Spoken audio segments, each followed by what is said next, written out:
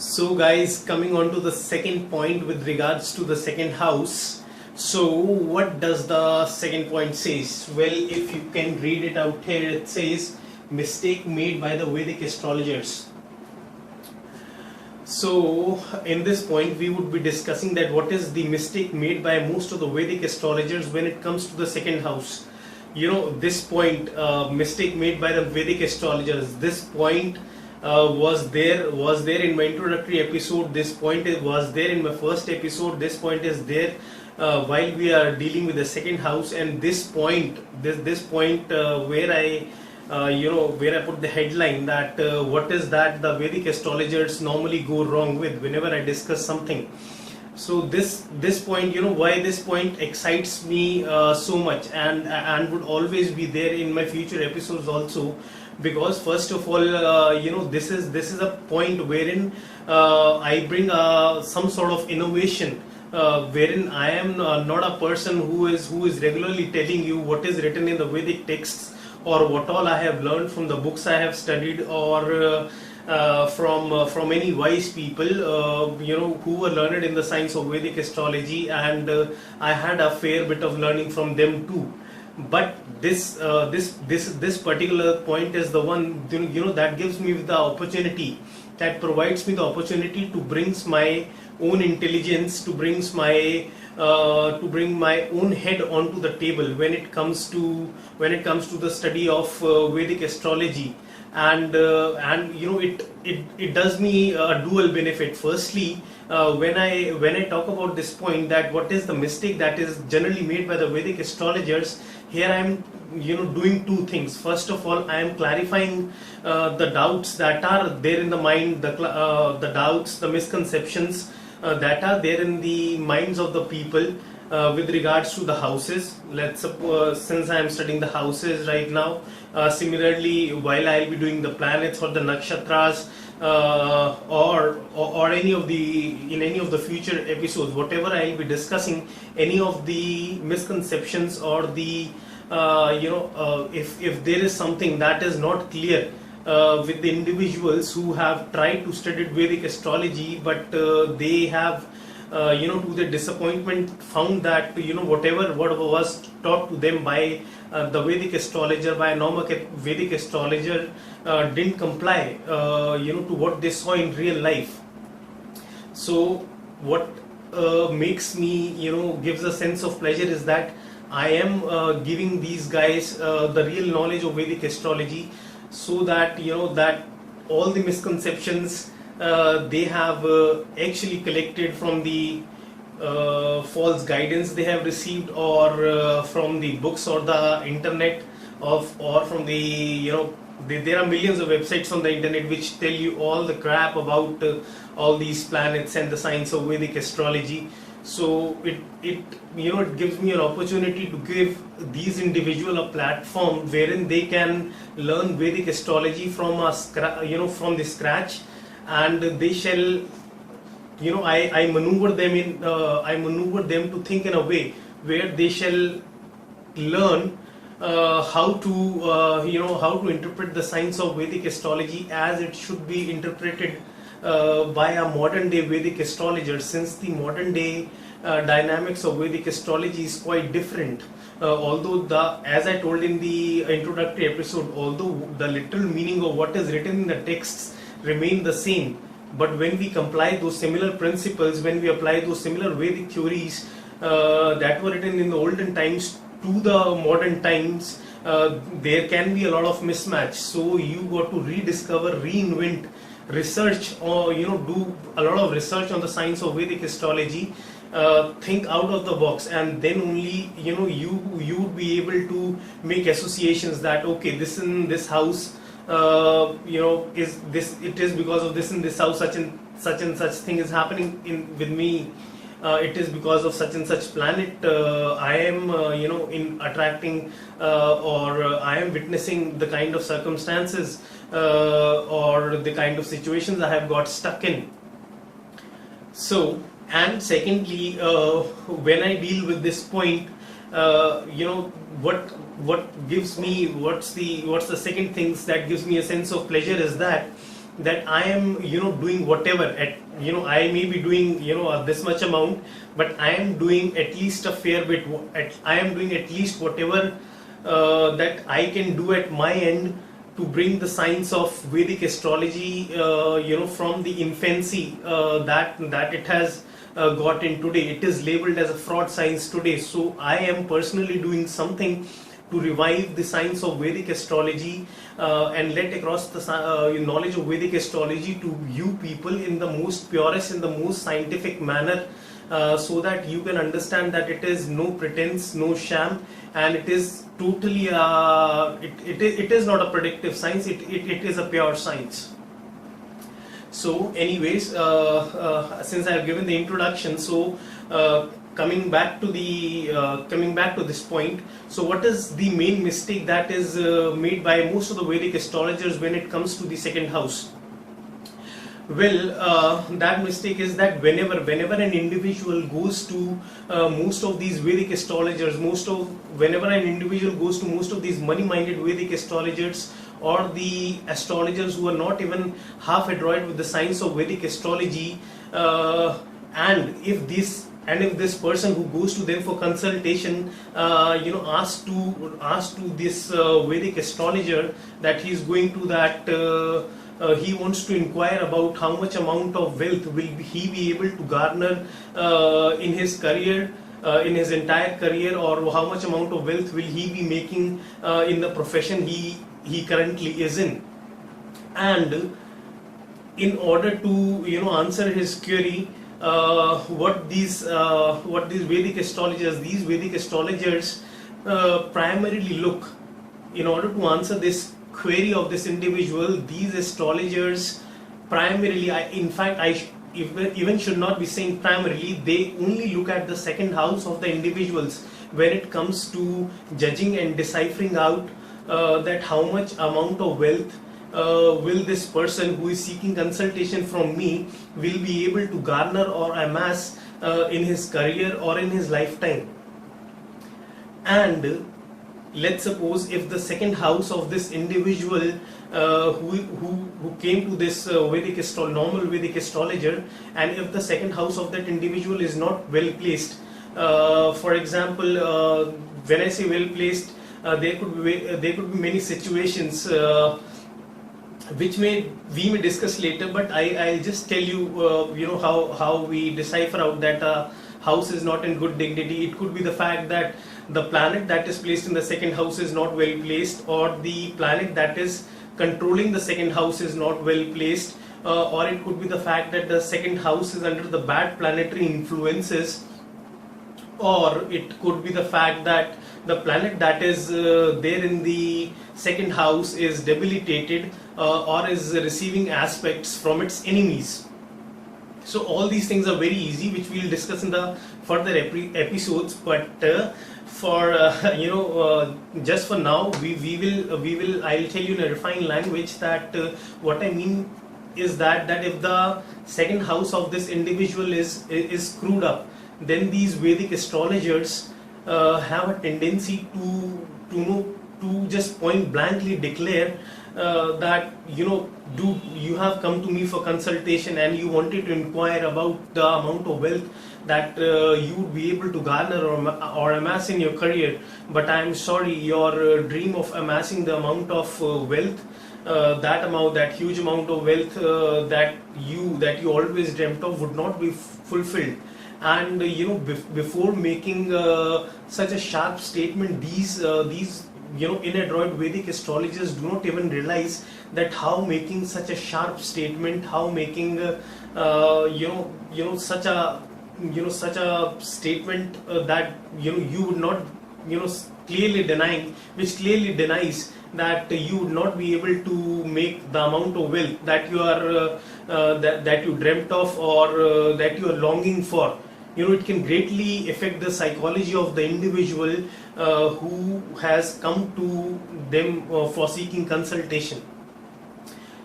Firstly, at the first place, they are ruining the psychology of the individual, or who might be going through, obviously since he has come for consultation, there are likely chances that he might be facing issues with the wealth. So rather than taking up that issue very seriously, this astrologer, by making such a sharp statement and clearly saying that you would not, your dream of making that much amount of wealth would not be fulfilled, he is greatly harming the psychology of the psyche of the individual who came to him for consultation. And secondly, what is more cynic and pessimistic of this Vedic astrologers to make such a sharp statement is the fact that that he made such a statement. Of course, I would have, to a point agreed, wherein he had made the complete analysis of the chart. He had all the tools in his Vedic tools in his arsenal. He was a good astrologer, and there are some. When I say that most of the astrologers are bad, I don't say that I am the only good astrologer in this world. Of course, there might be many other astrologers who might be far more intelligent than I am, or they may be far more well versed with the Vedic astrology principles than I am. So even if this learned person would have actually deciphered out that this person for sure would not be making the amount of wealth, then also I am not in the favor of clearly making such a sharp statement. I would have told that individual that you might not make money, but you may garner fame, or I would have manipulated it in a way that my message to that individual my message would have reached to the individual, yet I would not have affected the psychology of that individuals. But what makes me so angry when these Vedic astrologers make such sharp statements is that before making such a sharp statement, they don't even take into consideration the other aspects that shall be taken into consideration when deciding to how much amount of wealth will the individual be able to amass or garner in his career. So other than the second house, we also got to have a look at the sixth house of the individual. We got to also look at the 11th house of the individual. Then we if we were to make a in-depth analysis, we got to look at the nakshatras, the signs, the padhas, the planets. If there is a planet placed in the second house or the sixth house or the 11th house, we got to analyze each of these planets placed in the six houses, and then further drill on to that which padha or which nakshatra are they placed in. Now let's suppose that when we decipher out everything, the planets, the nakshatras, the padhas, the D9 chart, the D10 chart, and the D2 chart, then especially when it comes to the D2 chart, let's suppose if we have figured out that this individual would be making with the majority of his wealth, whatever, be it be $1,000 or be it be $10,000, that whatever is the amount of wealth he would be earning in his career, the major chunk of that wealth would come while he is in the age say 25 to 30. Then when I say that the major chunk of his wealth would be coming while he'll be going through the age period of 25 to 30, then we got to further do the intricate analysis that although I've said he'll be making the major chunk of money in this particular 5-year period, but whether he would be earning $1 million in this period or he would be earning only $1,000 in this period is what again we got to further analyze all the planets and all the houses in the D2 chart, D9 chart, D10 chart. And people, since I have told you, let's come to the basic. Actually, I was divesting a lot. I have a tendency to give you as much amount of information as I possibly can, and that particular tendency of mine sometimes takes me to to divulge to entirely to entirely different topic, or take that topic so much in detail that you actually figure out that what was it that was our prime focus. So people, coming back to the correct to the basics, to the point that we were discussing, and since I told you that I would be stating examples from my personal life when it comes to this particular point, mistake made by the Vedic astrologers. In every episode I'll be giving the personal examples when it comes to this particular point. So so the similar thing is what I am going to do right now also. People, I have seen literally, if not more, I have seen 10 to 50 charts in my life. At least up to now, I have seen 10 to 50 charts of the individuals who had their second house so badly screwed up that if any of these individuals would have gone to a Vedic astrologer who was half adroit with the science of Vedic astrology, or who was a gimmick, who was a pretend sham, money-minded Vedic astrologer. So if these people who had their second house badly screwed up, if these people were to go to any of these Vedic astrologers, these people would have returned home totally dismayed and dejected, because since they had their second house so badly screwed up, so likely are the chances that most of the Vedic astrologers would have straight away told them that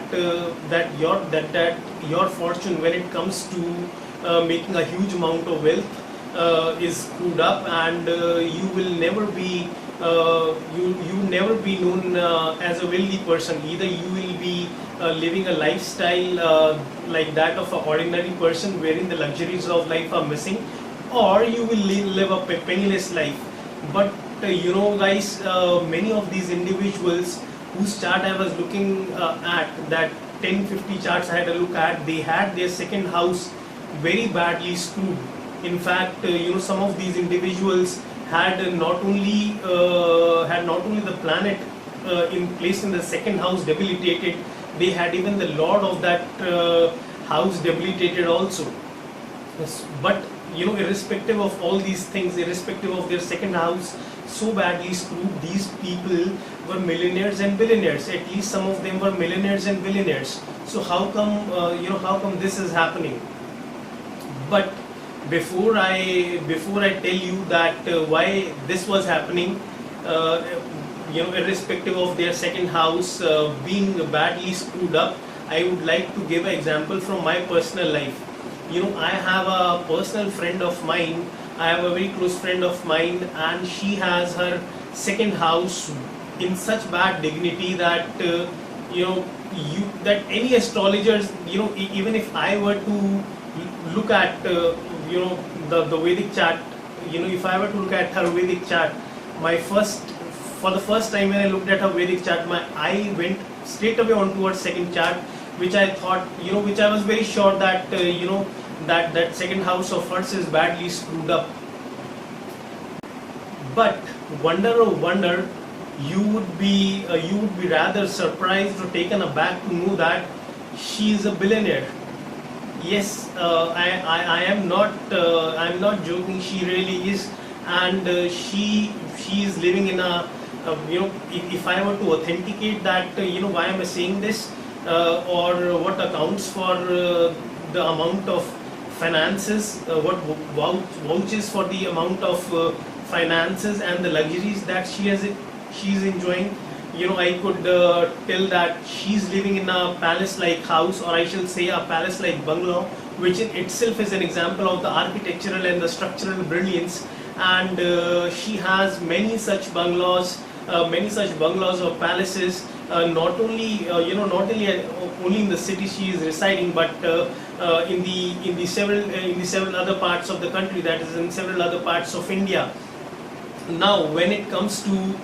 indulging in the luxuries and the extravagances of life, she is blessed with everything. She has every possible luxury of the world at her disposal. She has every possible luxury that me, you, or anybody could even could only wish for in dreams. She has an array of servants, who would make sure that that no matter what, they would do it all to make sure that their madam or mistress, whatever they address her as, that the madam or mistress doesn't even have to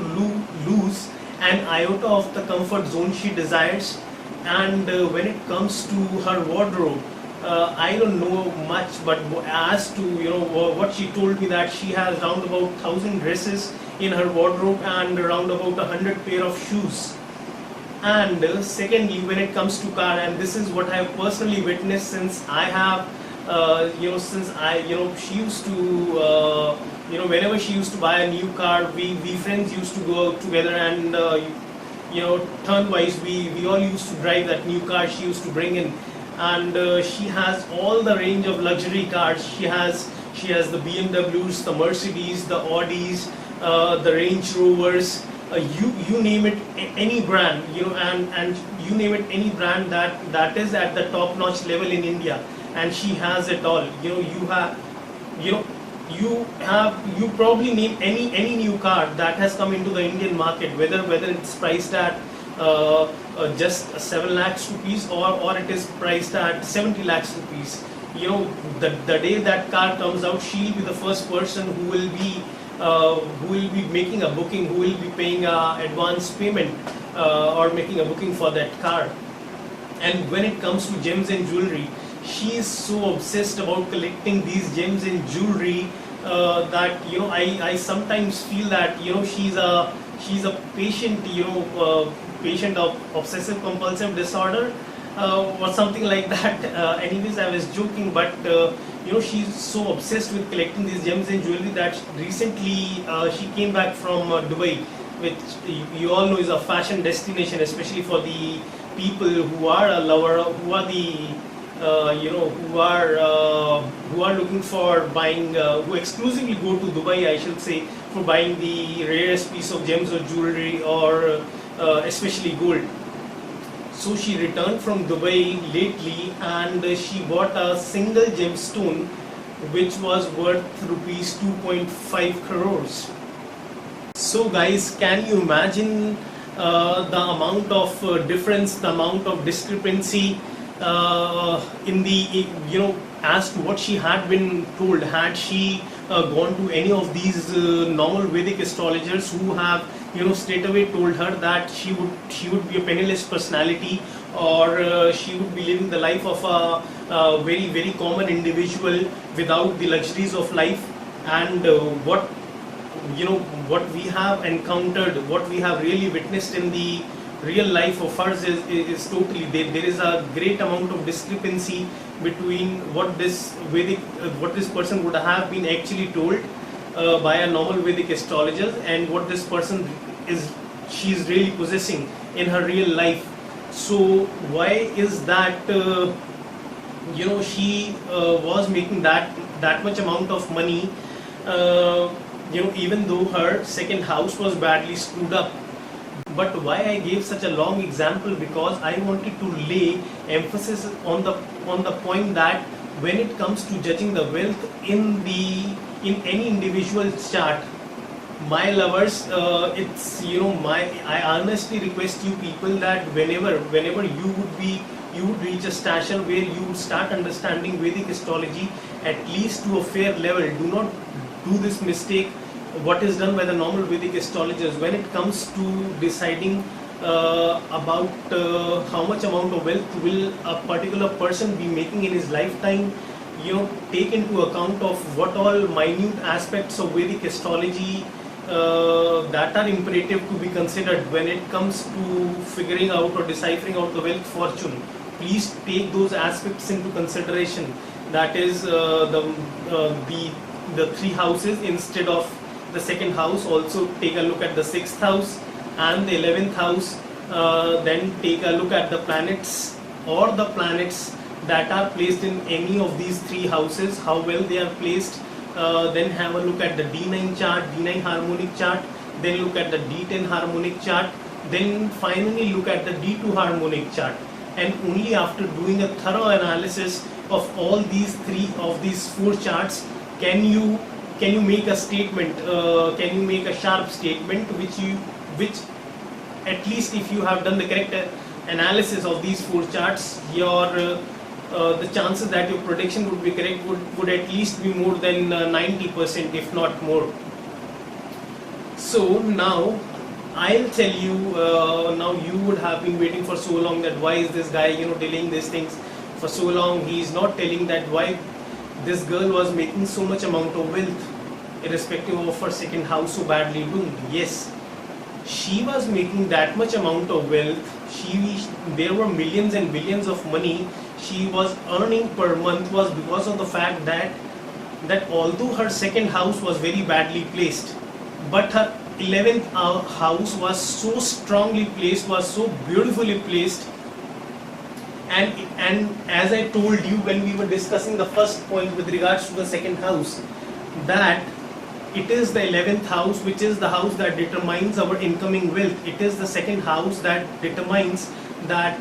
what we are currently earning, whether we are earning $1,000 a month, whether we are earning $10,000 a month, whether we are earning $10 million a month. All those things are deciphered out when we take into consideration how well the 11th house is placed. And just because her 11th house was so beautifully placed, wealth was flowing into his account, like anything. But where comes the second house into picture? Why such a sharp statement is made by the Vedic astrologers whenever they see the second house of the individual very badly screwed up? Actually, to a fair extent, these Vedic astrologers are true. It's just that they haven't really interpreted it correctly, or they have not interpreted it correctly, or they have not fully analyzed it properly. But when they say, what makes them say that if the second house of the individual is screwed up, his wealth fortune is also going to screwed up. Why this thing is said? This thing is said because what is the second house? But guys, where the second house comes into picture is, like I told you, what does the second house stand for? Second, tell me guys and girls. I told you guys while we were discussing the first point. So second house was the house of the saved wealth. Second house was the account of the bank balance. Second house is the account of preserving wealth. Second house is the account is the house that has got absolutely nothing to do with what is the wealth you are currently earning. It is the house which does not tell whether you are earning $1,000 a month or $10,000 a month or $10 million a month. It is the house that tells you that after discharging of your duties or incurring all the expenditure in that month, what is that saving, what is that saved amount that is left in your pocket after you have discharged all the duties. So if you are earning $1 million a month, so that $1 million, if you are earning that $1 million a month, that is seen from the 11th house. And even if you are earning $1 million a month, you have saved, let's suppose you have saved only $500 out of that $1 million,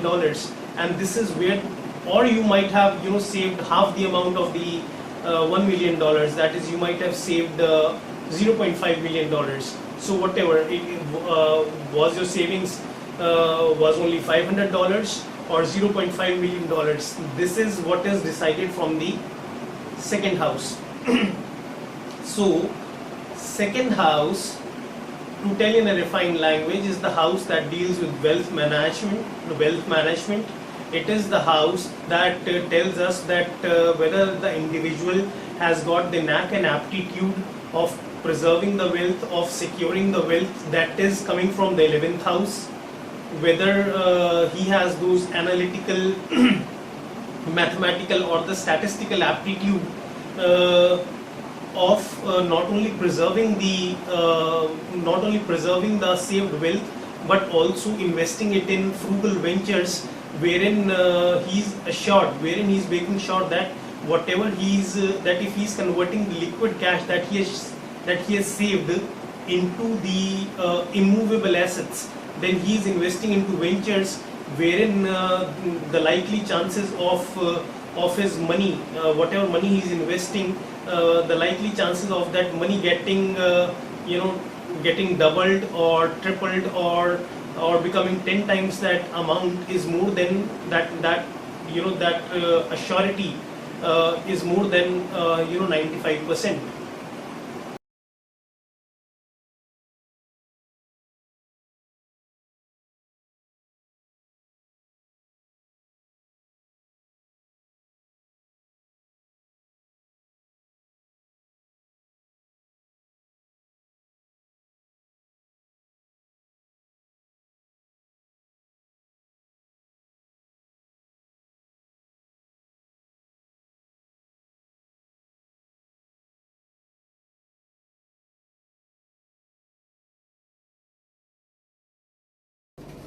So guys, now that you have actually understood that what does the second house in Vedic astrology stands for, like I just told you that it stands for wealth management, it stands for preserving wealth and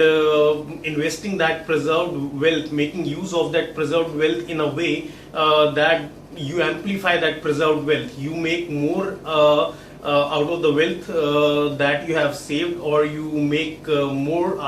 of the wealth that you have saved by investing it in some kind of the frugal ventures that might be therein. So people, what happens is that any of those individuals who have their second house in bad dignity, or if the second house is badly placed, what happens with these individuals is that for these individuals, irrespective of the lifestyle they are living, whether they are living a luxurious lifestyle or they are penniless personalities, irrespective of that fact, one thing that is commonly seen with these individuals who have their second house screwed is that these people have a very hard time when it comes to managing their wealth, when it comes to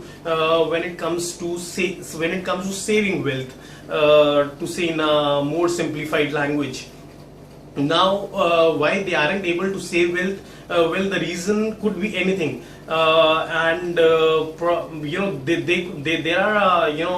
2 or 3 possible reasons, and one of the reasons could be that since second house is the house which deals with all the materialistic pursuits of life, it deals with gems and jewelry, it deals with fine dining, it deals with the expensive clothing, it deals with land and property, it deals with any kind of luxuries of life, or the materialistic pursuits of life. These people who have their second house screwed up, they are not able to save money, or they may not be able to save money because of the fact that they have a urge, they have a unending urge to indulge in the extravagances and the luxuries of life, to the point that they live such a lavish and such a flamboyant lifestyle that they become big time spendthrifts. And even if this person would be earning $1 million a month, at the end of the month they aren't left with anything in their account. They don't save a single penny. This is what actually happens with these individuals. Or the other reason could be that while this person may not indulge into the extravagancies or the luxuries of life, like I told in the previous example, this person would want to save money, but for some reason or the other, his attempts at saving the money would not fructify. Let's suppose I can give the example that he could be a person who would make all the efforts or who would desperately want to save money, but he may not have the knack and aptitude, he may not have those mathematical, statistical or the analytical skills to design the budget and follow it in a disciplined manner. Or the other possible reason could be that that he would save the wealth, but he may not be good at multiplying the wealth. So how bad you are at managing wealth, that all can be seen by how badly your second house is placed. So if it's more badly placed, then you won't be able to save anything. And if it's averagely placed, then yours might be a condition where you might be saving a fraction, but you might not be investing that money into the frugal or the economical ventures, wherein you would have the opportunity to get that money triplified, get that money doubled, get that money 10 times of that is, you won't have an opportunity to make 10 times the money out of the money that you have saved. So what happens with these individuals, these individuals who have their second house badly screwed up, is that although they are living a lavish lifestyle now, or they may be living a normal lifestyle now, but at some point or the other in their life, there comes a situation where they have to pay for the fact, where they have to pay the karmic backlog, and since their second house is badly screwed up, there may be a turmoil, there may be a tumult, or any chaotic situation in their professional or the personal life. For example, if I were to give an example of what could happen in their personal life, there could be a just don't pick my words, just try to get what I'm really trying to convey to you people in the simplistic language. So if I were to give a personal example in the personal sphere, it could be the fact that this person may suddenly find that his child has been diagnosed with a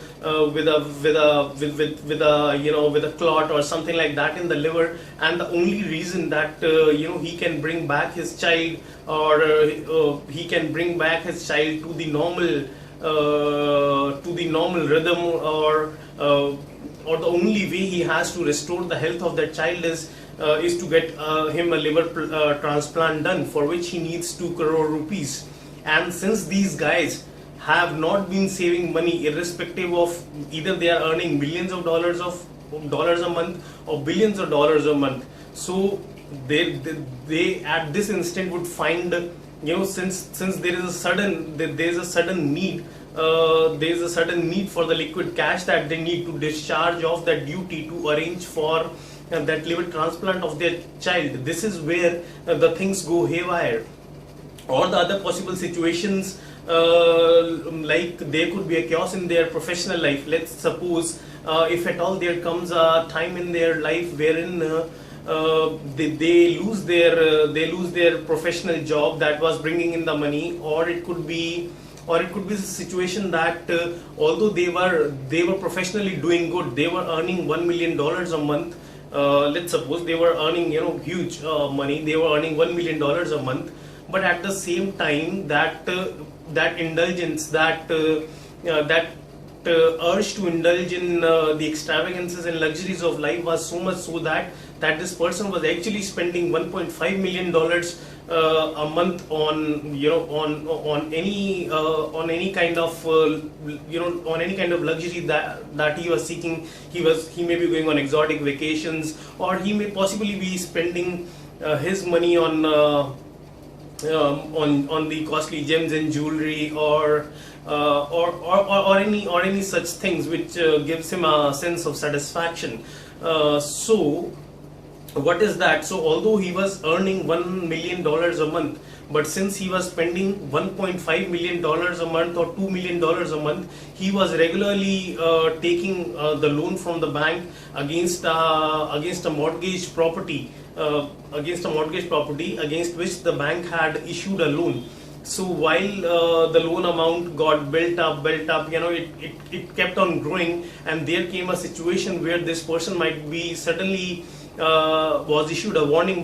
he was given a warning letter by the bank that it's a high time to you take the matter seriously and make sure that you pay your EMIs,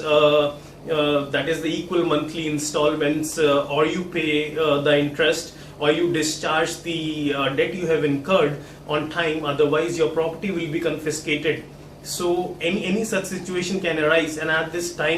is at this time where this leaping pig would actually come to life, that okay, I was indulging into all the luxuries of life, and see what has happened. And at this instant, what these people may do is that that since they didn't preserve any wealth, and they badly need the liquid cash to discharge of their duties, what they could actually do is that these people, like I gave the example of the that girl who is a friend of mine. So what these people can do is that they may or she may at this instant may sell a piece of the expensive jewelry that she owns, or she may cut down on her array of servants, or she may sell off her luxury car in order to arrange for the liquid cash which she badly needs to discharge of her duties. And if the second house of hers is more badly doomed, or if the second house of any individual is more badly doomed, then there could be a situation that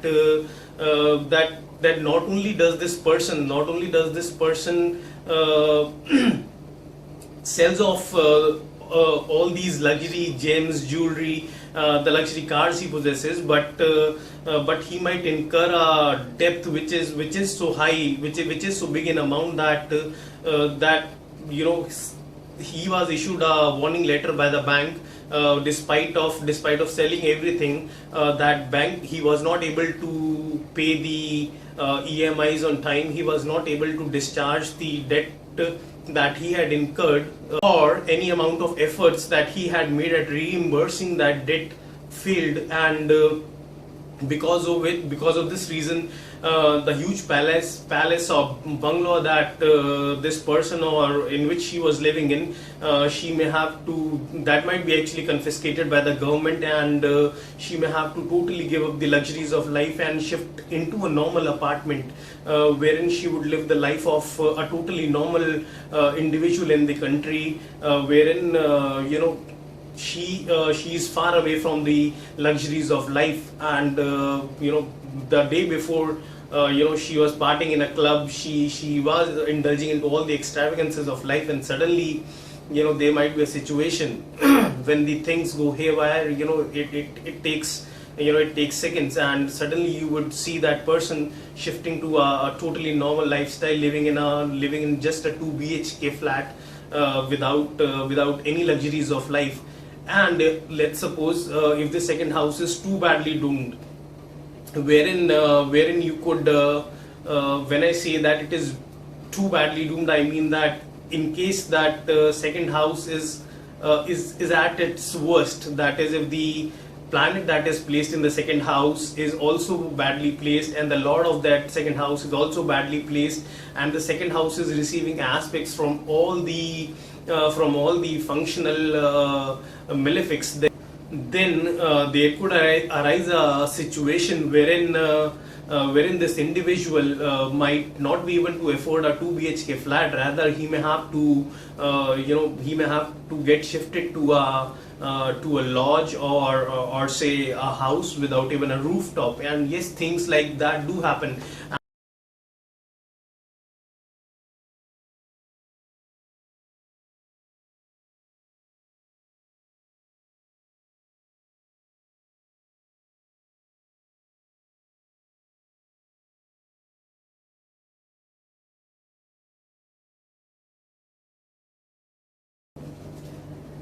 And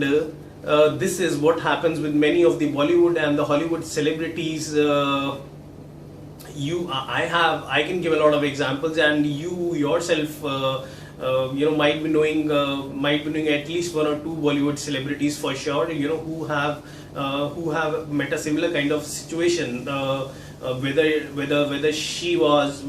was the male Bollywood or the Hollywood celebrity, or she was a female. This person could be harboring in such big glory, and he would be earning that much, that leave alone on the monthly basis, but he might be earning millions and billions of dollars on the daily basis. Such could be a lifestyle that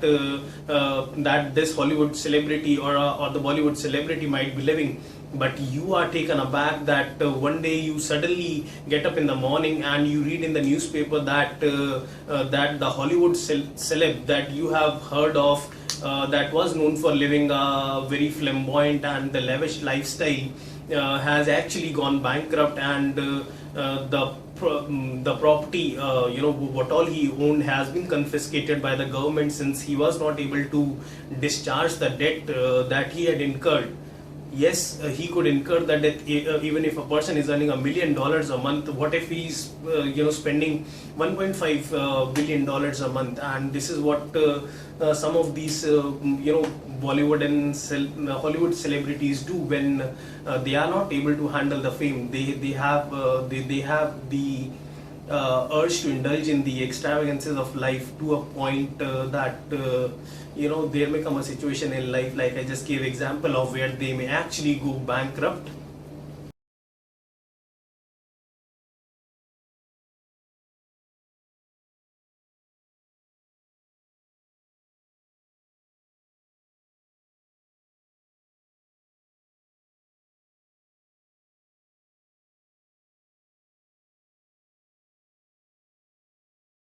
So guys, why did I lay so much emphasis on this point, and I gave so much of examples of the Hollywood and the Bollywood celebrities, of the girl that I know, or the possible situations, the possible tumult or the chaotic situations in the professional or the personal life that these individuals who have their second house in bad dignity could come across? Why did I give so much of importance?